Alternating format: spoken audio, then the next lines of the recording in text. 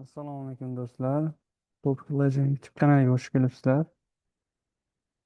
Avvalambor, darsimiz haqida qisqacha tanishtirib o'tadigan bo'lsam, juda ham ko'p talaba takliflariga inobatga olgan holatda boshlang'ich koreys tilini o'rganayotgan o'quvchilar bo'lganligi uchun biz boshlang'ich koreys tili darslarini ham boshladik. E, Kitobimiz Soul to Hunger Go 1dan o'tamiz, 1dan boshlaymiz, ya'ni student book hamda workbook. Bu kitobni tanlashimizdan maqsad mavzular ketma-ketligi hamda workbook kitobi borligi uchun tanladik. Keyin bundagi testlar, mashqlar shu sizni topik imtihoniga tayyorlanishingizga yaxshi tayyorgarlik bo'ladi. Shuning uchun bu kitobni boshladik. Bugun birinchi mavzuyimiz Solta Hangagodan, ya'ni kirish qismi Annyeonghaseyo mavzusi, ya'ni salomlashish mavzusi haqida o'tib ketamiz. Koreys tilida salom degani, Annyeonghaseyo degani bu hurmatli shakli. Hop, bizga bu yerda birinchi kirganimizda, misol harf o'rganib kirganimizdan keyin bizga berayotgan mana bu so'zlarni e'tiborga olib ketamiz. So'zlar. Davlatga oid so'zlar. Mana bu yerda aytayotgan Ononara Saramiyeyo, Almajin Tanurul Yungoraseyo debdi. Qaysi davlat fuqarosisiz? To'g'ri bo'lgan so'zni belgilang deyapti. Ya'ni bayroqqa qarab. Hop, so'zlarni birma-bir tarjima qilib ketamiz. Tarjima qilib beraman. Hop, Chunguk. Chunguk nima edi? Xitoy. Xitoy mana bu. Ilbon Yaponiya degani. Hop, Miguk Amerika, AQSh degani. Hanguk qayer? Koreya, o'zi belgilab qo'ygan. Fransi, ya'ni Fransiyada o'qiladi. Fransiya degani Togil. Togil nima? Germaniya. Hoju qaysi davlat? Hoju Avstraliya. Yonguk Angliya. Bu Angliya, mana Yonguk Angliya. Bu mashq edi, ya'ni davlatga oid so'z deydi. Yozib qo'yib yodlaymiz. Albatta lug'atlarni ham birgalikda yodlab ketish kerak. Hop, bizda keyingi beradigan lug'atlar, ya'ni kasb. Kasbga oid lug'atlar. Bu yerga ham bo'sh katakka yozishimiz kerak. Mana yozibdi Songsengnim. Songsengnim degani o'qituvchi degani. Mana bu kimga o'xshayapti? Ofis ishchisiga o'xshayapti. Xodim. Xodim degani mana Hesavon degani. Hesavon degani a, ferma ishchisi, ofis xodimi, ishchi degan ma'noda keladi. Mana bu kimga o'xshayapti? Muxbirga o'xshayapti. Narsa yozib, kameralari bor. Muxbir degani koreys tilida kija degani muxbir degani. Mana bu shifokorga o'xshayapti. Bu Isa bo'ladi. Mana bu qo'shiqchi, mana bu Kasu bo'ladi. Kasu degani qo'shiqchi degani.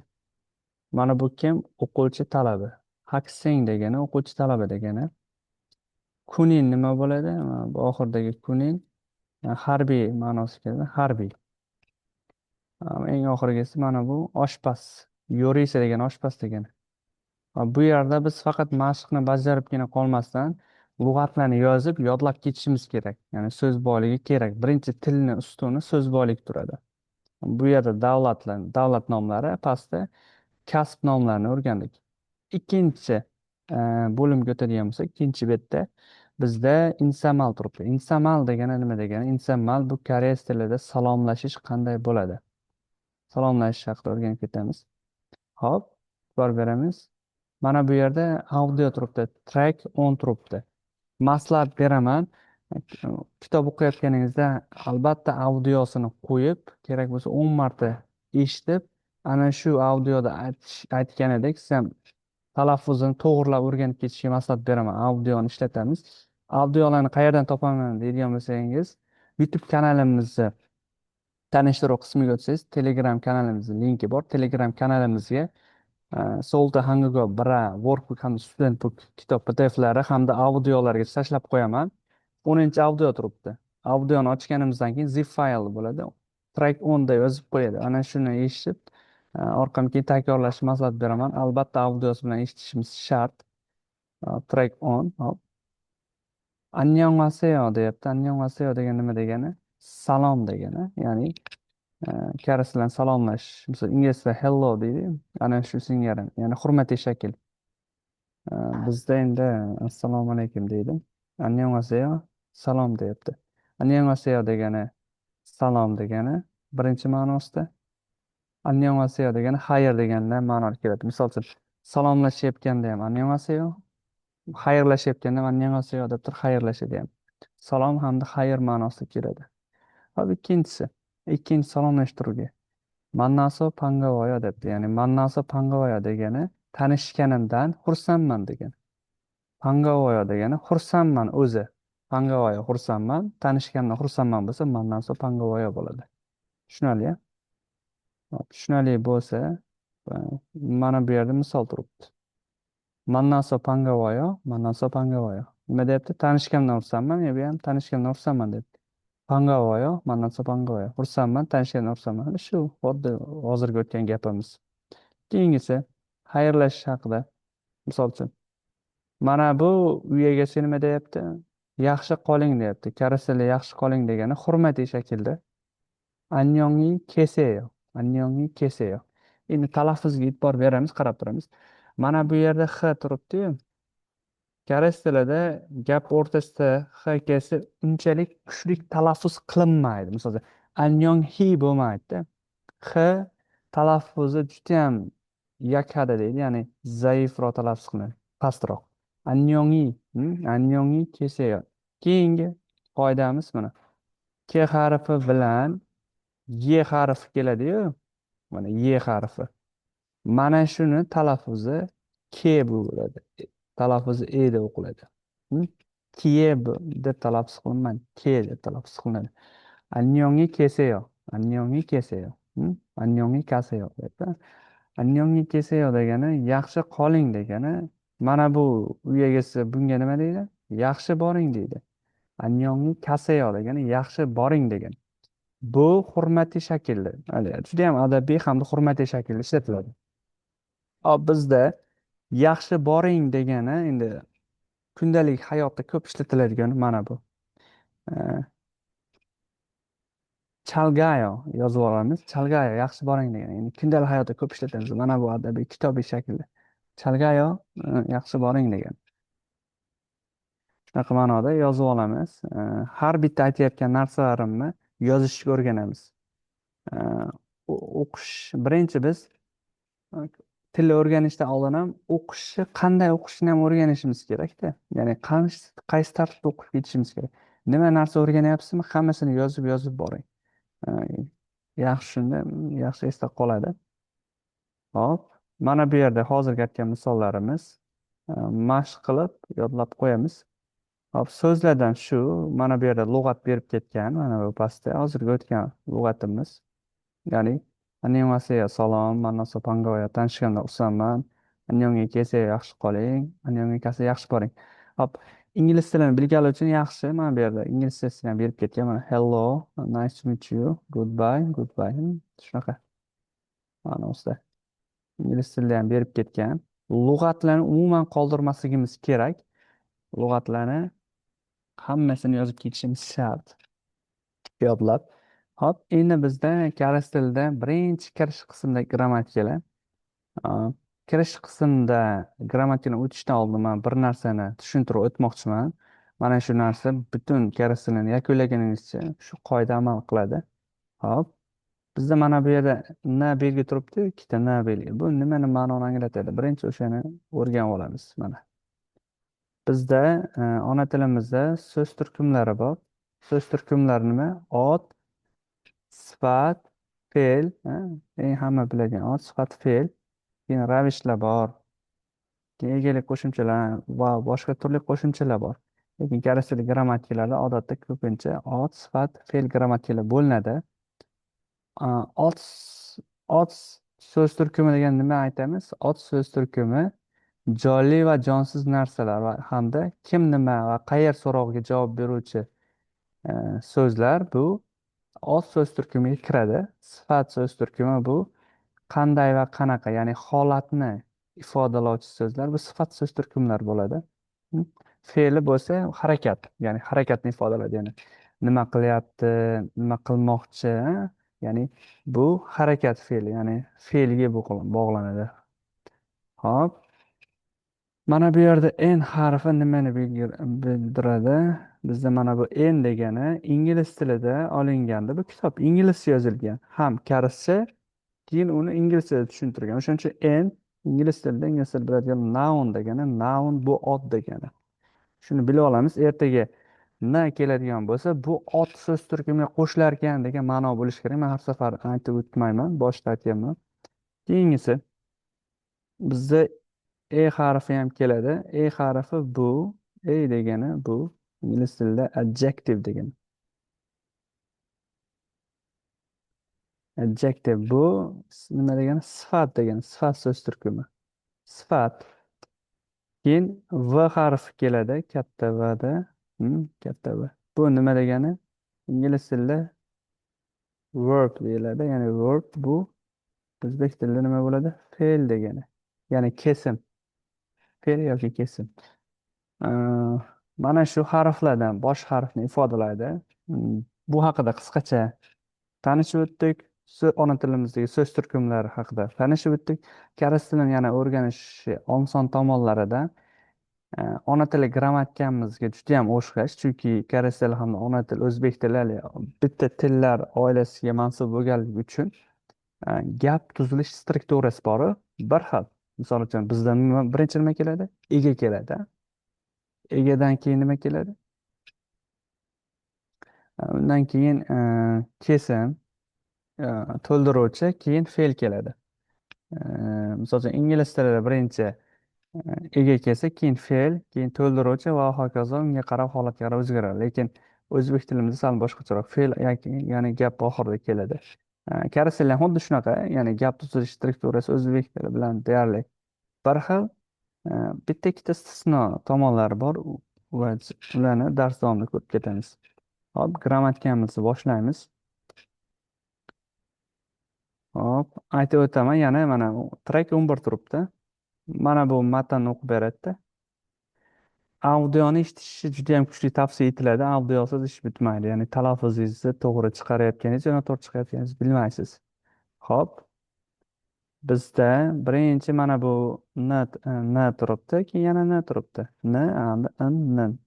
Yana n kelyapti-da. N harfi. Yo grammatikasi. Bu qanaqa grammatika? Man hozir tushuntirib beraman buni. Hop, bu grammatikamiz nimaga qo'shilarkan? Otga qo'shilarkan. Qanaqa grammatika ekan? In hamda nin grammatikasi ekan. Hop, koreys tilida yana bitta narsa tushuncha bor. Patchim bilan patchim bor hamda patchim yo'q degan tushuncha bor. Hop, qaraymiz.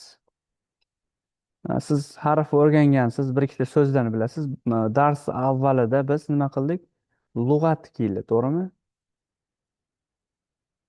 Kasblarda hakseng degan so'z keldi, to'g'rimi? Yana nima keldi? Isa keldi, shifokor keldi, to'g'rimi? Shifokor keldi. Hop, otga qo'shiladi deyapti. Mana bu o'qituvchi bilan, o'quvchi bilan shifokor qanaqa so'z turkumi? Ot so'z turkumi, ya'ni kim so'roviga javob bo'ladi. Bu grammatik, indan grammatik otga qo'shiladi deyapti. Demak, biz ot so'z turkumini oldik. Ikkita gap, ikkita so'zni. Hop, hakseng deyapti, to'g'rimi? Mana bu haksengda patchim bormi, yo'qmi? Patchim bor, ya'ni patchim degan ostki harf. Bilamiz, koreys tilida e, yuqoridan chapdan o'ngga, yuqoridan pastga qarab yoziladi. Ostki harfda bu yerda haksengda ikkita patchim bor. Birinchi patchimda k turibdi, oxirisi nega harf turibdi. Patchim bor. Patchimi borlarga biz nimani ishlatamiz? In grammatikasini qo'llaymiz patchim borlarga. Shunda nima bo'ladi? Qo'shilganda hakseng in bo'ladi. Yana oddiy shakli undosh bilan tugasa in ishlatamiz desangiz ham bo'ladi, lekin koreys tilida patchim bor bo'lsa, patchim yo'q bo'lsa deb turib tushuntiradi grammatikalarni. Mana shu narsani o'rganib qo'yamiz, chunki oldinda o'tadigan hamma grammatikalarimiz shunaqa patchimi bor yoki patchimi yo'qligiga qaraydi. Hop, Isa so'zida patchim bormi yo'qmi? Isada patchim yo'q. Patchimi yo'q bo'lsa, biz nimani ishlatamiz? Ninni ishlatamiz. Isanin bo'ladi. Yokida mana bu shaklda o'rgansangiz bo'ladi. Ulli bo'lsa nin. Mana ikkita shaklda o'rganib olsangiz bo'ldi, o'zingiz tushunsangiz bo'ldi. Xohlang patchimi bor, patchimi yo'q deb o'rganing, xohlang unli undoshga qarab deb o'rganing. Ikkovida ham o'zingiz tanlovingiz. Muhimi to'g'ri qo'llasangiz bo'ldi. Misol, undoshlagi in, unli harf bilan tugasa nin ishlatamiz. Mana bu yerda nga undosh harf, demak in ishlatdik. Nin ulliga qo'llandi, ya'ni isada oxiri a harfi ulli bo'lgancha biz nin qo'llaymiz. Bunaqa shaklda o'rgansak ham bo'ladi. Hop, bu grammatikamiz qonuniyati sal ko'proq, lekin mana shu kitobda hozirgi berilgan mavzuda qanaqa shaklda kelganligini o'tamiz xolos. Qolganlarga tegmaymiz, qolgan qoidalarga. Qolgan qoidalarni o'tsak qiylashib ketadi. Uni sekin sekin darajangiz ko'tarilgan sari tushunib tushunib tushunib borasiz. Hozir bu yerda bizga qanaqa qoidalar beryapti? Yozib olamiz. Innin grammatikamiz tanishtirishda ishlatamiz. Tanishtirishda. Tanishtiruv. Tanishtiruv biror narsani yoki biror kishini qanday narsa bo'lishiga qaraydsiz tanishtirasiz. Masalan, men talabaman, mening ismim bu, a, men o'zbekistonlikman, do'stim xitoylik deb turib tanishtiryapsizmi? Mana shu tanishtiruv shaklida innin grammatikasini ishlatamiz. Eng birinchi shaklda. Hop. Innini qisqacha tanishtiruv haqidaligini bilib oldik. Hozirgi birinchi mana shu kitobda kelayotgan ma'nosida. Keyingi grammatikani ham o'tib olishimiz kerak, chunki ikkovi bir-biriga juda ham bog'liq. Keyingi grammatikamizda nima deyapti? Bu ham qanaqa so'z turkumi qo'shiladi deyapti. Ot so'z turkumi qo'shiladi deyapti. Iyeyo hamda qanaqa grammatikamiz? Yeyo grammatikalarimiz. Bu ham patchimi bor hamda patchimi yo'qligiga qarab turib farqlanadi. Boya o'tganimizdek, innimdagi aytdimi, patchimi bor hamda patchimi yo'qligiga qarab hamma grammatikalar shunaqa ajrab ketadi. Biz yana mana shu hozirgi yuqoridagi misol olamiz. Hakseng talaba, Isa nima? Shifokor, doktor dedik. Hop,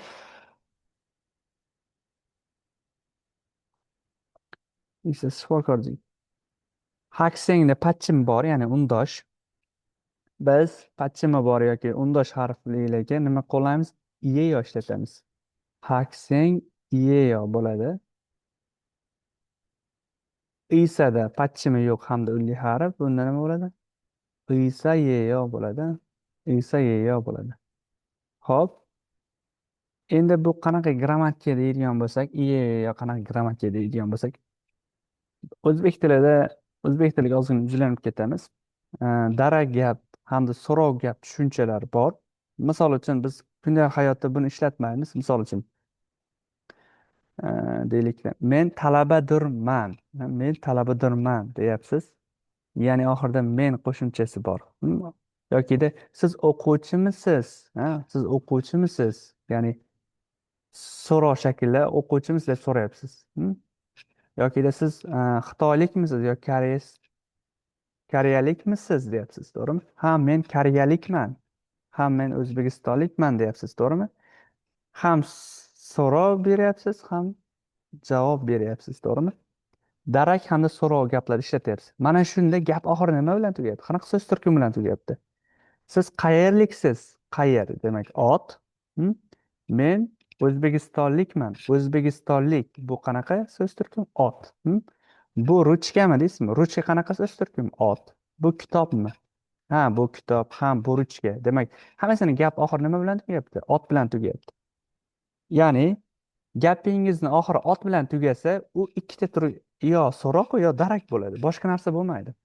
Ya'ni gapni oxiri ot bilan tugasa, yo u so'roq yoki darak bo'ladi. Mana shunga biz iyeyo yeyo ishlatamiz. Ya'ni patchimi bo'lsa iyeyo, patchimi yo'q bo'lsa yeyo ishlatamiz. Misol uchun, hop, nugu degani kim degani koreys tilida.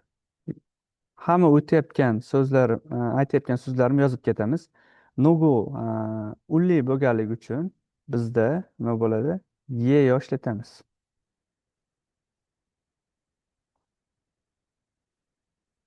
Nugu yeyo bo'ladi. Kimsiz degani. Kim so'z turkumi, qanaqa so'z turkumi? Bu ot bo'ladi. Kimsiz deyapti. Nima deydi? Cho nima edi? Men degan. Endi hozir yuqorida o'rgangan grammatikalarimizni qo'llaymiz. Chonin Olimjon yeyo. Men Olimjonman. Nin grammatikasi ishlatdim. Nin grammatikasi nima deb aytgandim? Ya'ni tanishtiruv. Men o'zim tanishtiryapman. Chonin Olimjon yeyo. Keyin gap oxiri ot bilan tugayapti, hamda darak. Ham darak, ham ot bilan tugaydi. Demak, yeyo ishlatib qo'yaman. Hmm? Endi bitta savol tug'iladi. Darakka ham, savolga ham bir xil yeyo ishlatilar ekan. Uni biz so'rov gapligini yoki darak gapligini qanday ajrata olamiz? Misol o'zbek tilida siz kimsiz? Kimsiz bu so'rov. Men Olimjonman, bu darak gap. Javob shaklida. Biz o'zbek tilida bemalol ajratamiz, lekin koreys tilida qanday ajratamiz deydigan bo'lsak, e'tibor beramiz. Birinchi qoidasi aytilgan savol shaklida mana ye turibdi, yo harfi. Yoni biz cho'zamiz. Mana nugu ye yo sal cho'ziladi. Javob shakli qisqa. Olimjon ye yo tushib ketadi. Qisqa qilib aytiladi. Buni pronunciation ya'ni param qismida o'rganiladi. Endi qisman aytib ketyapman. Yo ozgina cho'zadi. Yop ozgina javob shaklida qisqa bo'ladi. Ikkinchisi o'zi gapga qarab turib, o'zi savol gapligini, javob gapligini o'rganib ketasiz. Uni muammosi yo'q. Tushunarli. Hop, keyingisi misol uchun chigob degani kasb degani. Biz yuqorida kasbdan o'tdik. Chigobi moyeyo. Mo degani nima degani? Koreys tilida mo. Hmm. Ulli, vo harf ulli bo'lganicha biz nima ishlatamiz? Yeyo grammatik ishlatamiz. Chigobi moyeyo. Kasbingiz nima deyapti? Yana aytasiz. Chonin, ya'ni doim chonin, nanin deb kelyaptimi? Koreys tilida na bilan cho degani men deganda. Men o'quvchiman deysiz, yana o'zingiz tanishtirib beryapsiz, yana nim ishlatyapsiz. Chonin haksenyeyo, men o'quvchiman. Mana men o'quvchiman deyapsiz. Ya'ni gapingiz oxiri yana ot bilan tugayapti, ya'ni darak gap bilan tugayapti. Biz nima bilan ishlatamiz? Iyeyo grammatik ishlatamiz. Chigobi moyeyo savol beryapti. Kasbingiz nima deyapti? Ya'ni iyeyo grammatik ko'ryapsiz, ham savol hamda javob shakllarida ishlatamiz. Ya'ni gap oxiri ot bilan tugasa, biz uni iyo bilan tugatib qo'yamiz.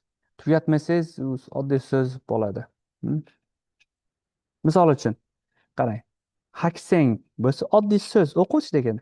Hakseng yeyo bo'lsa talabadir degani. Ya'ni u gap bo'ladi. So'z bilan gap farqi bor. Hakseng o'zi so'z o'zi bitta so'z. Hakseng yeyo desangiz, u bitta gap bo'ladi. U o'quvchi bo'ladi. O'quvchidir deb bo'ladi. Shunaqa ma'noda keladi. Tushunarli? Ya'ni yakuniy xulosamiz yeyo grammatikasi otga qo'shiladi. Gap, darak gap yoki so'rov gap bo'lsa, yakuni ya'ni gapni oxiri ot bilan tugasa, u darak yoki so'rov bilan tugaydi. Mana shu gaplarga biz yeyo ishlatamiz. Ya'ni ulli undashga qarab turib farqlanadi. Hop, indan grammatikamiz hozircha siz bilishingiz kerak bo'lgan qoidasi tanishtiruvda. Masalan, men deysiz yoki mening ismim deb turib aytasiz. Mana shu paytda ishlatamiz. Hop, bu yerda sizlarga yana bitta lug'atlardan cho bilan na ben degani farqi nimada deydigan bo'lsak, cho hurmat shaklida, na hurmatsiz shaklda bo'ladi. Hmm? Keyingisi olmoshlaydi bular. Che degani mening degani. Misol uchun mening ismim deylikda endi. Che degani mening degani, to'g'rimi? Erim ism, che erimin Olimjon yeyo. Mening ismim Olimjon. Ya'ni tanishtirib beryapsiz ismingizni. O'shaning uchun in ishlatdik. In grammatikasi nima bo'lyapti? Otga qo'shilyapti. Hozir mana yozganlarim misol ko'rinish.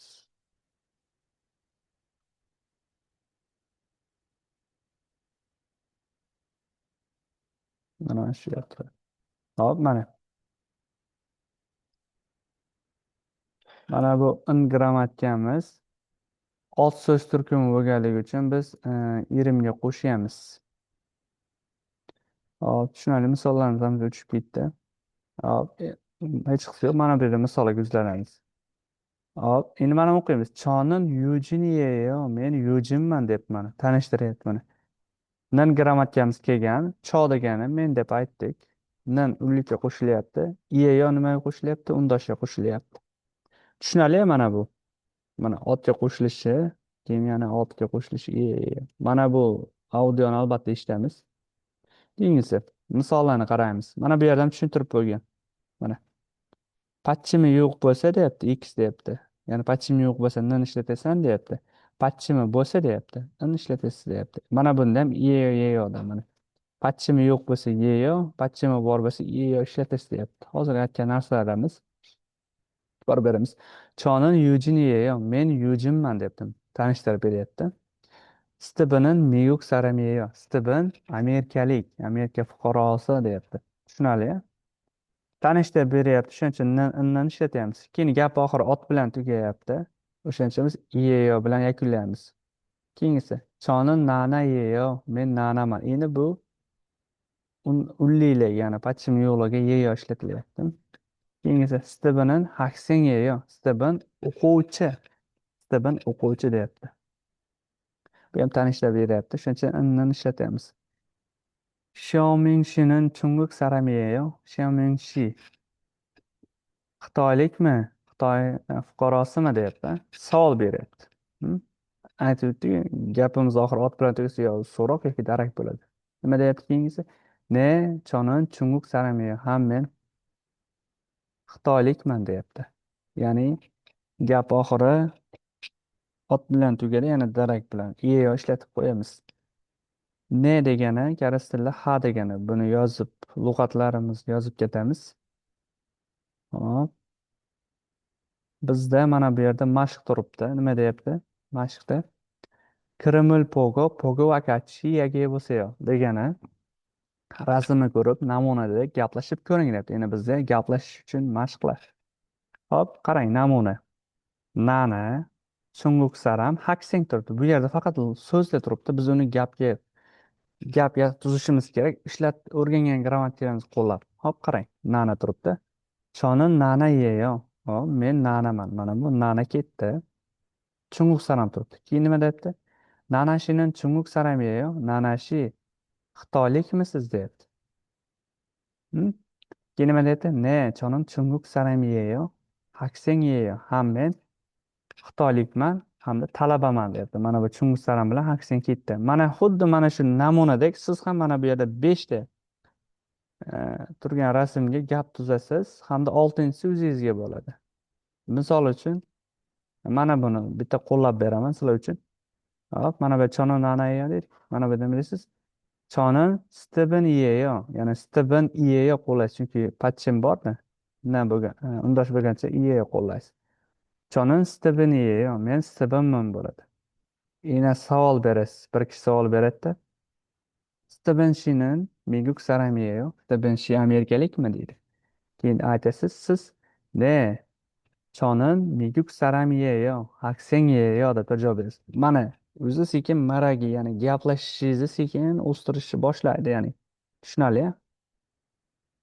Shu mashqlarni qilamiz, albatta qilamiz. Keyin mana bu yerda bizga lug'at berib ketgan. Lug'atlarni doim yodlab boramiz.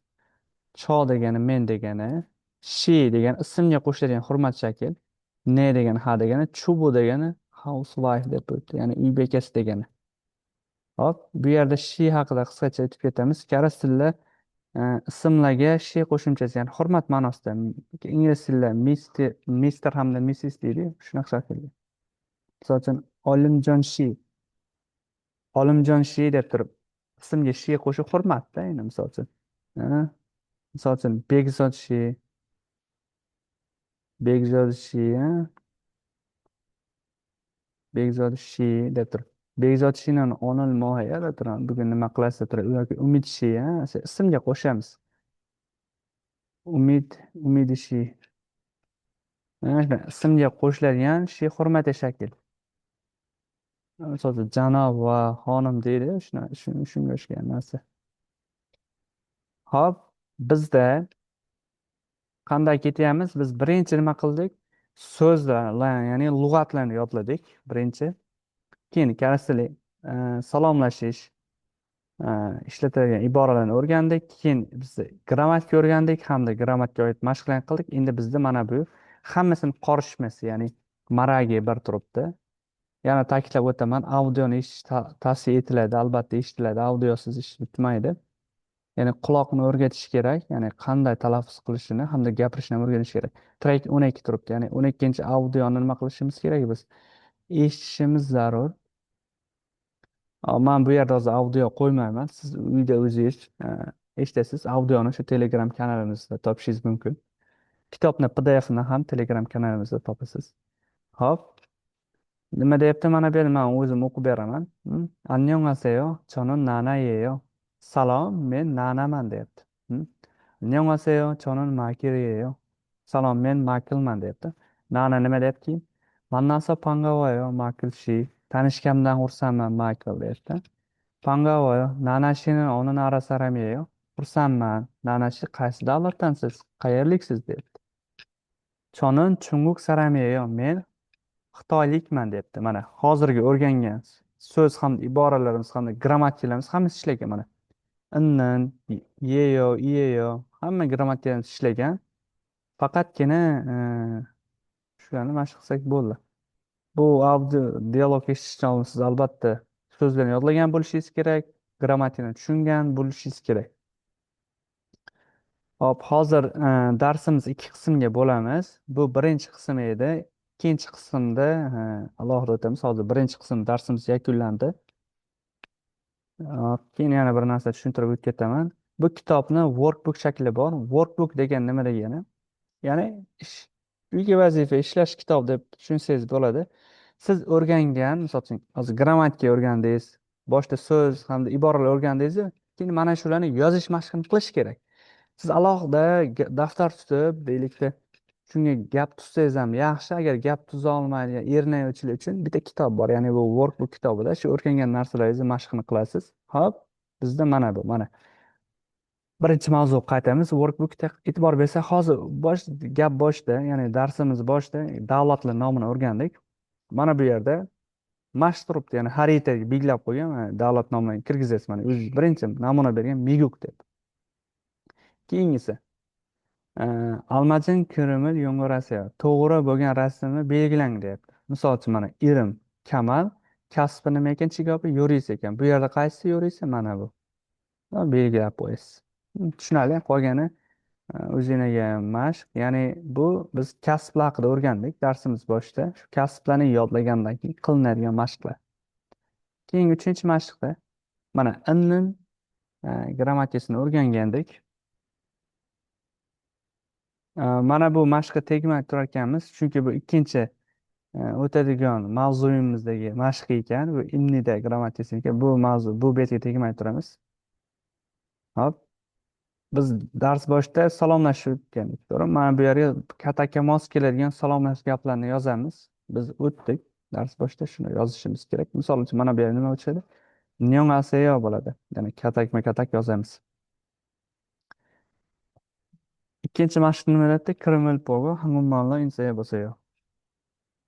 Rasmni ko'rib, karaslar gaplashib ko'ring deb. Xuddi boyagi darsimiz boshida o'tgan rasmlar shularga gaplashib ko'rasiz. Mana hozir biz o'tgan grammatikalarimiz mana.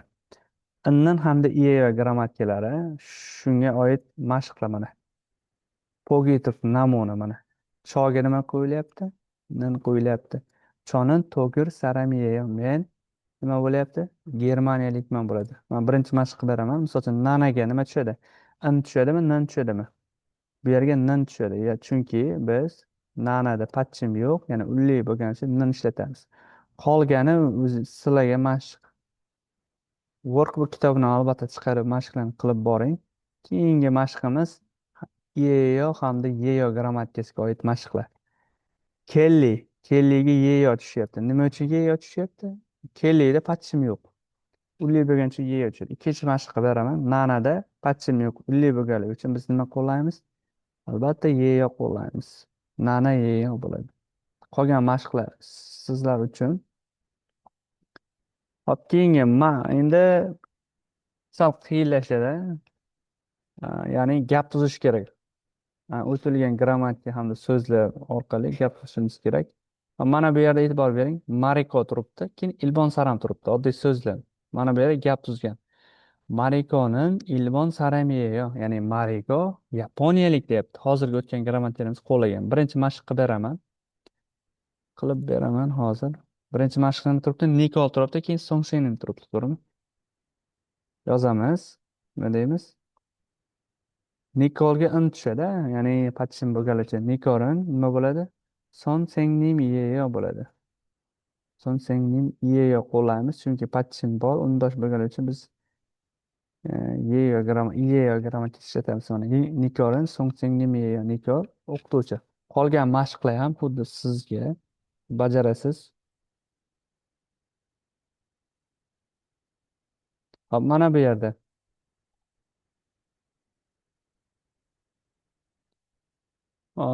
keyingisini o'qib turib belgi qo'ying deyapti, yoki mana tushuvchi belgi yoki ko'tariluvchi belgi qo'ying deyapti. Mana tushuvchi belgi hamda ko'tariluvchi belgi qo'ying deyapti.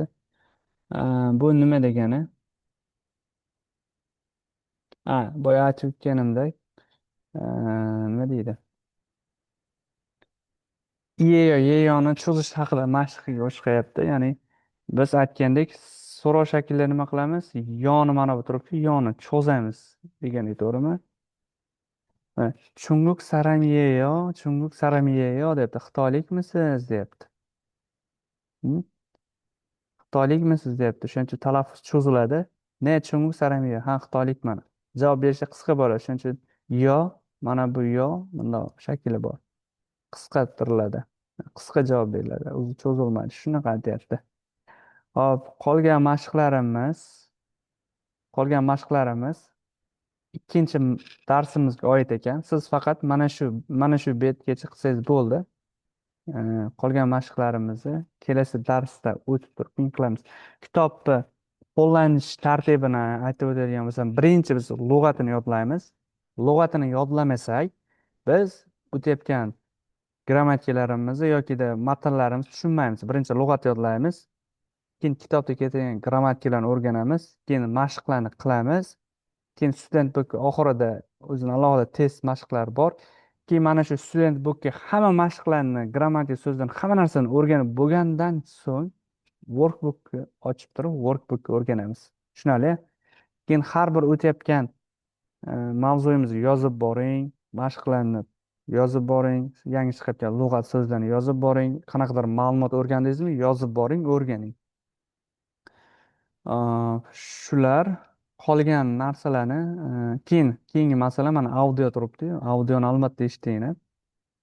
Audiosiz talaffuzingiz xato bo'lib ketadi. O'shaning uchun audio eshitish tavsiya etiladi. Audioni shu Telegram kanalimda yuklab qo'yaman. Albatta Telegram kanalimga o'tib bemalol kitobni PDF hamda audio shaklini tortib olishingiz mumkin.